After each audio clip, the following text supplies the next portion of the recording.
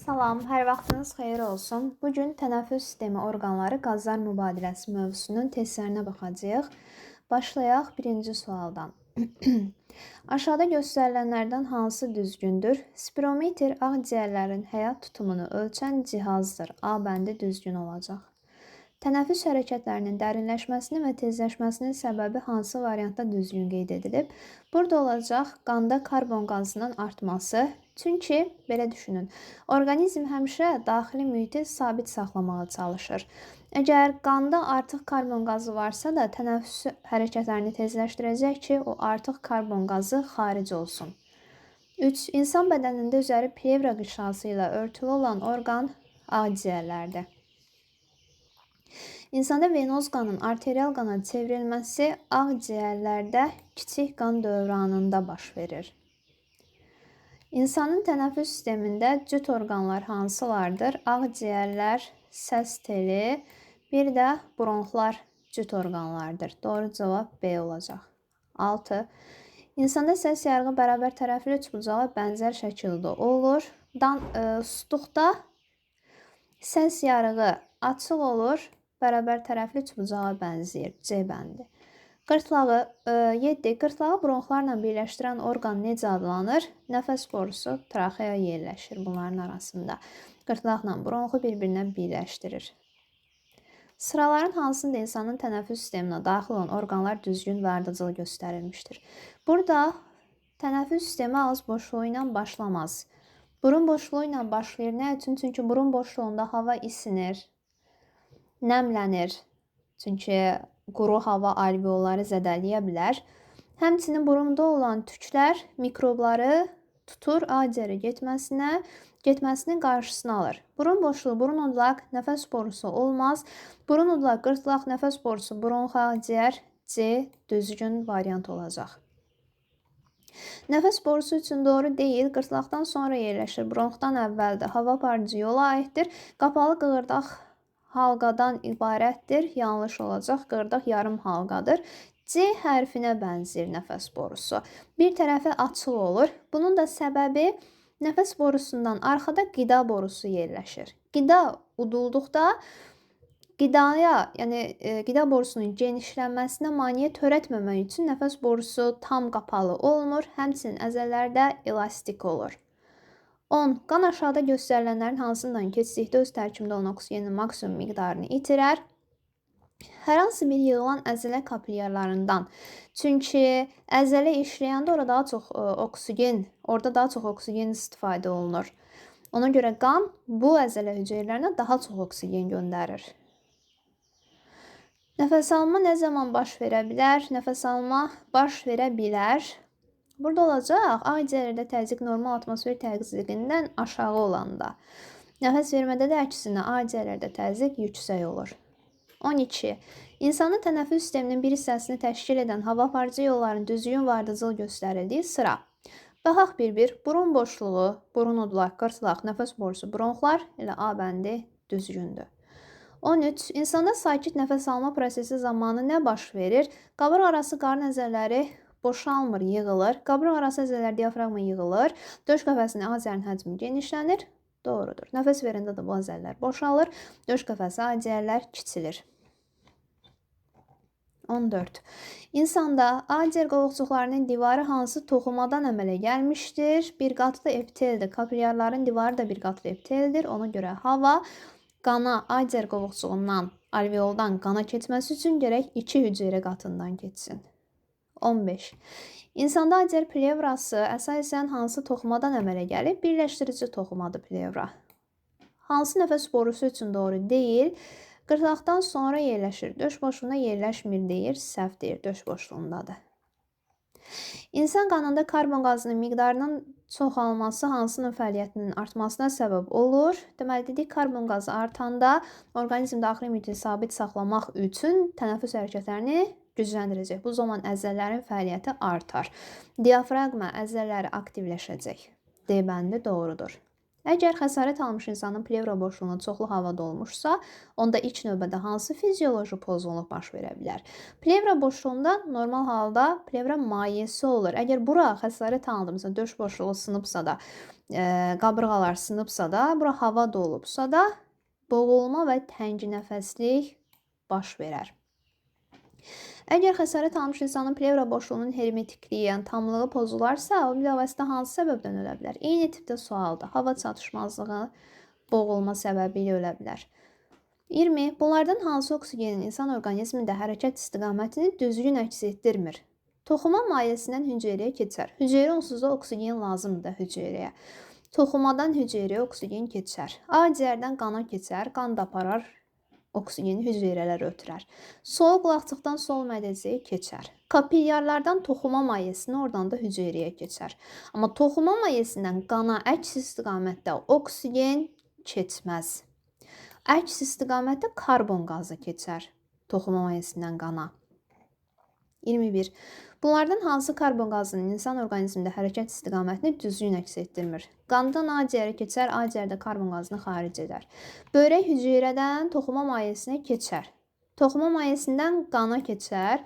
Toxuma mayesindən qaraciyər hüceyrəsinə. Bu hüceyrə yazıq karbon qazını istəyir ki, xaric eləsin. Oksigeni alsın, karbonu xaric etsin. Toxuma mayesi qaraciyər hüceyrəsinə karbon qazı ötürməz. D bəndi yanlışdır. Hansı qrafiklər insanda ağciyərlərdə qazlar mübadiləsi zamanı alveollarda atmosfer havasının tərkibinin dəyişməsini düzgün əks etdirir? Su buxarı ilə azotun miqdarı qazlar mübadiləsi zamanı çox cüzi miqdarda dəyişir. C bəndi düzgün olacaq. 23. Sağ ağciyər 3 paylıdır, sol ağciyər 2 paylıdır. İnsanda səs telləri olan orqan harda yerləşir? Səs telləri qırtlaqda yerləşir. O da qırtlaq da burun udulaqla traxeya nəfəs borusunun arasında yerləşir. C bəndi. 25. İnsanda hava aparıcı yolların başlanğıc və son orqanı hansıdır? Burun boşluğu ilə başlayır, bronxla bitir. A bəndi düzgün olacaq. Burada diqqət edin, hava aparıcı yolları istəyir. Bronx yollar və alveollar hava aparıcı yollara aid deyil. 26. Aşağıdakı şəkildə hansı rəqəmlə göstərilmiş əzələvi orqan qabırğa arası əzələlərlə birlikdə nəfəs alma və nəfəs vermədə iştirak edir? Əzələvi orqan dediyi üçün burada olacaq diafraqma. Diafraqmada 5 ilə işarələnmişdir. 27. İnsanda səs tellərinin vəziyyətini müəyyən edin deyir. 2. Tam açıq vəziyyətdədir. Bu, susanda olur. Tam qapalı, danışdıqda olur. Niyə? Çünki səs telləri buradan, hava keçəndə buradan səs tellərini titrədir və səs əmələ gəlir. Bu, danışdıqda, pıçıldadıqda da yarım açıq vəziyyətdə olur. C, A, B, Y variantı. 28. Ağciyər qoluqçuqlarında qazlar mübadiləsi zamanı aşağıdakılardan hansı baş verməz? Qanda oksigenin qatılığı artar. Oksigen qana keçər. Qanda karbon qazının miqdarı, qatılığı artmaz, azalar. C yanlış olacaq. 29. İnsan tənəffüs zamanı 6000 kub santimetr hava udubsa, bu zaman toxumaları tərəfindən nə qədər oksigen istifadə olunar? Yazaq, bəsit bir tənasüb sualdır. Bu 6000 kub santimetr hava udanda mən bilmirəm nə qədər oksigen istifadə edir. Amma dəyişən hava nə qədərdir? 500 kub santimetr. Bu zaman nə qədər oksigen istifadə edir? 25 kub santimetr oksigen istifadə edir. 60-ı 25-ə vurub 5-ə böləndə edir 300. Y bəndi doğru olacaq. 30. İnsanın udduğu havanın miqdarı 3000 kub santimetr olubsa, onun udduğu, buraxdığı havanın tərkibində nə qədər oksigen olmuşdur? Neçə kub santimetr oksigen olub? Gəlin normal halda hesablayaq. 21% oksigen uduruq, 16% oksigen xaric olur. Düzdürmü? Mən bunu kub santimetrə çevirməliyəm indi. Deməli, udduğumuz hava 21, buraxdığımız hava 16%. 5%-ni orqanizm istifadə elədi. 5%-ni. Buradan tapaq onu. İstifadə olunan neçə kub santimetrdir? Bax, dərslikdə yazılıb. 25 kub santimetrdir. Bəs 21% aldığımız hava onda neçə kub santimetrə bərabər olur? 105 kub santimetrə. Verdiyimiz havanı tapmaq üçün 5%, 25, 16% x yazırıq.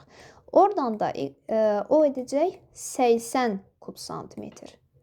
Bunu bildik. İndi keçək məsələyə. Bunu yadınızda saxlayan, hər dəfə yenidən yazmanıza ehtiyac olmasın. 105 kub santimetr udanda 80-də verəndə 80 kub santimetrdə oksigen xaric edirik.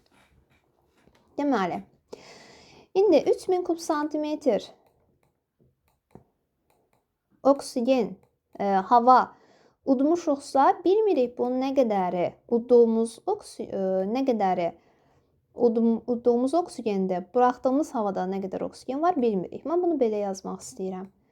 X və Y şəklində. Amma 500 olanda, 500 kub santimetr hava udanda, udduğumuz oksigen 105 kub santimetrdir.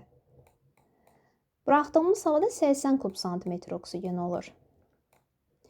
Bir dəfə X-i tapmaq üçün 3000-i 105-ə vurub 500-ə bölürük. 630 edir. 630 edir. Y-i tapmaq üçün nə edirik? 3000-i 80-ə vurub 500-ə bölürük. 480 edir. 630, 480 A bəndi düzgündür. İnsan tənəffüs zamanı 3000 kub santimetr hava udubsa, bu zaman onun akciğer kapillarından neçə kub santimetr oksigen keçib? İndi bizim istifadə etdiyimiz oksigen istəyir. 3000-ə X yazırıq, bilmirik. Amma 500 kub santimetr hava uduqda 25 kub santimetr qana keçir. Hüceyrələr onu istifadə edir. Akciğer kapillarına keçir. 3000-i 25-ə vurub 500-ə böləndə 150 edir. Doğru cavab C olacaq. 32. İnsanda nəfəs alma zamanı udduğu havanın temperaturu 20 dərəcə Selsi. Rütubətliliyi 10%-dir. Bu göstəricilər nəfəs vermə zamanı necə dəyişər? Necə olacaq? Orqanizmdə havanın temperaturu bədən temperaturuna yaxınlaşacaq, artacaq. Yəni temperatur, hava isinəcək. Rütubətliliyi də artmış olacaq. Temperaturda rütubət də artar, Y bəndi düzgün olacaq. 33. İnsanda normal halda akciğerlərin həcminin döş boşluğunun həcmindən asılılığı hansı qrafikdə düzgün əks etdirilmişdir? Akciğerlərin həcmi artanda döş boşluğunun da həcmi artır. Akciğerin həcmi azalanda döş boşluğunun da həcmi azalır. Y bəndi, yəni düz mütənasibdir. 34. Sakit halda tənəffüs zamanı toxumalar tərəfindən 4,75 litr oksigen mənimsənilib. Bu müddətdə insan neçə tənəffüs hərəkəti etmişdir? Biz litrə əvvəlcə kub santimetrə çevirməliyik. 1 litr 1000 kub santimetrdir. Deməli, bunu 1000-ə vuranda 4750 eləyir. 4750 kub santimetr. Bu müddətdə bilmirəm neçə tənəffüs hərəkəti edib. Amma toxumalar 25 kub santimetr oksigen istifadə edəndə. Bu, bir tənəffüs hərəkətinə uyğun gəlir. 4750-ni 25-ə böləndə 190 edir. B bəndi doğru olacaq. 35. İnsanın udduğu havanın miqdarı 6000 kub santimetr olmuşsa, bu zaman onun udduğu və buraxdığı havanın tərkibində nə qədər oksigen olmuşdur? Hesabladıq ki, bir tənəffüs hərəkətində normalda udduğu havanın tərkibində 105 olur oksigen. Buraxdığı da olur 80. Deməli, yazıram 6000-ə X 500-ə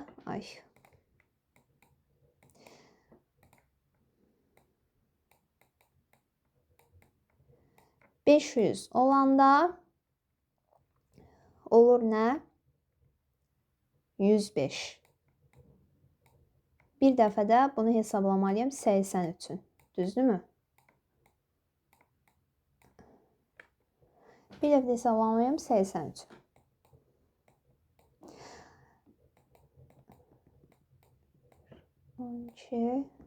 On ikini 105'ə vurub 12'ni 105'ə vuranda 1260 12-ni 80-ə vuranda 960. B bəndi etmiş olacaq. 36. Əgər normal şəraitdə insan tərəfindən maksimum 3200 kub santimetr karbon qazı xaric olubsa, ürək sikli 1 saniyə çəkibsə, nəbz vurğularının sayı neçə olar? Ağlıma gəlir hansı düstur? Bu düstur. Sikl bərabərdir. Zaman bölünsün n vurğuların sayı. Bu qədər oksigen xaric edəndə 3200 kub santimetr karbon qazı, oksigen nə idi? Karbon qazı xaric olunanda bilmirəm bu neçə tənəffüs hərəkətinə uyğun gəlir. Amma 20 kub santimetr karbon qazı xaric olunanda bu bir tənəffüs hərəkətinə uyğun gəlir. 3220-yə böləndə edirmi 160 tənəffüs hərəkəti. 1 dəqiqədə 16 tənəffüs hərəkəti edirsə, 160 tənəffüs hərəkətini deməli 10 dəqiqədə eləyir. Mən məcburam dəqiqəni saniyəyə çevirəm. 10 dəqiqəni vuranda 60-a edir 600. Buradan yazmayaq. Deməli, sikl verib 1. Siklin yerinə yazıram 1. Bərabərdir. Zamanı tapdıq 600 saniyə bölünsün n vurğuların sayı. N nə qədər edəcək buradan? 600. B bəndi düzgündür. 37. Nisbi sakitlik halında insan 96 tənəffüs hərəkəti edib. Bu müddətdə ağciyər kapilyarlarına neçə litr oksigen keçər? Atmosferə maksimum neçə litr karbon qazı buraxılar? 96 tənəffüs hərəkətində bilmirəm nə qədər oksigen istifadə olunur, amma bir tənəffüs hərəkətində 25 istifadə olunur. Deməli, məndən də litrdən istəyir. 96-nı 25-ə vuranda 2400 eləməlidir, səhv eləmirəmsə. Onu da litrə çevirində 2,4 bu edir. Karbon qazı isə 20 litrdir də. 96-nı 20-yə vuranda 1920, 1000-ə böləndə 1,92 litr etmiş olacaq. Orta yaşlı sağlam insan aciyərlərinin orta həyat tutumu hansı ifadəni təyin olunur? Orta həyat tutumu 3500-dür, düzdürmü? Əlavə havada 1500-dür. Deməli, 2-ni 1500-ə vuranda 3000, üstə 500 gəndə 3500 Y bəndi düzgün olacaq. Orta həyat tutumu yenə 3500, ehtiyat havada 1500-dür. Yenə eynidir də. 2-ni yenə vuranda 3000, üstə 500, 3500 B bəndi edəcək. Burada dəyişən hava 500-dür. 3000 plus N 500, 3500 C edər. Qrafikdə sağlam insanın sakit halda baş verən tənəffüs hərəkətləri zamanı qanına keçən oksigen qazının və xaricə buraxdığı karbon qazının zamandan asılılığı əks olunub. Aradakı fərq 400-dür. Nə qədər oksigen xaric edər? Deməli, normal halda qana keçən oksigen, istifadə edilən oksigen 25 olur. Yəni, normal dediyim bir tənəffüs hərəkətində də. Xaricə buraxılan karbon qazı da 20 kub santimetr. Fərq nə qədərdir? 5 kub santimetr. Bu zaman nə qədər oksigen xaric olunur? Nə qədər oksigen xaric olunur? Xaric olunan 80 kub santimetrdir. 5-ə yazırıq 80. Bəs fərq 400 kub santimetr olanda nə qədər oksigen xaric olunur? Bilmirəm. 400-ü 80-ə vurub 5-ə böləndə 6400 edər Y bəndi. 42.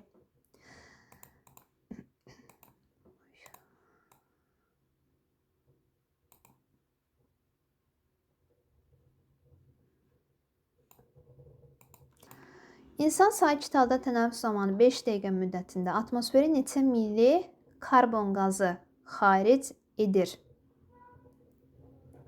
1 dəqiqədə 16 tənəffüs hərəkəti edir. 5 dəqiqədə neçə tənəffüs hərəkəti? 80 tənəffüs hərəkəti. Bu müddətdə nə qədər karbon qazı xaric edir? Bilmirəm. Amma 1 tənəffüs hərəkət edəndə atmosferə 20 kub santimetr karbon qazı xaric edir. 80-i 20-yə vuranda neçə edəcək? 1600 edəcək. 43. Tənəffüs prosesində oksigenin keçdiyi struktur və mühitlərin düzgün ardıcıllığını müəyyən edin. Əvvəlcə olmalıdır təbii ki, keçişli ağciyərlərdə alveolların boşluğunda olacaq. Alveolların divarına keçəcək sonra. Sonra qana keçməlidir də kapilyarların divarından, kiçik qan dövranının kapilyarının divarından qana keçəcək. Sonra ürəyə gəlib töküldü. Kiçik qan dövranı bitdi. Sonra nə başlamalıdır? Böyük qan dövranı. Böyük qan dövranı kapilyarlarının divarları. Oradan da bütün orqanizmən orqanlara, hüceyrələrə ötürəcək. Hüceyrə arası maye də sonda gələcək. 3, 4, 5, 1, 6, 2. 44. İnsanda nəfəs vermə zamanı havanın tənəffüs sistemindən keçmə ardıcıllığını müəyyən edin. Nəfəs vermə zamanı deyir. Nəfəs vermədə, deməli, əks istiqamətdə getməliyik. Ağciyər alveolları, sonra bronx, sonra traxeya. Qırtlaq, burun boşluğu ilə də hava xaric olacaq. 45. Sağlam insani ağciyərlər üçün verilənləri həcmlərin artma sırası ilə düzün. Dəyişən hava 500, ehtiyat hava 1500, qalıq hava 1000. Artma sırası ilə deyirsə də dəyişən hava, sonra qalıq, sonra da ehtiyat hava olmalıdır. Bu qədər testlərin sonuna gəldik. Videonu bəyənib kanala abunə olun. Növbəti izahlarda görüşərik. Sağ olun.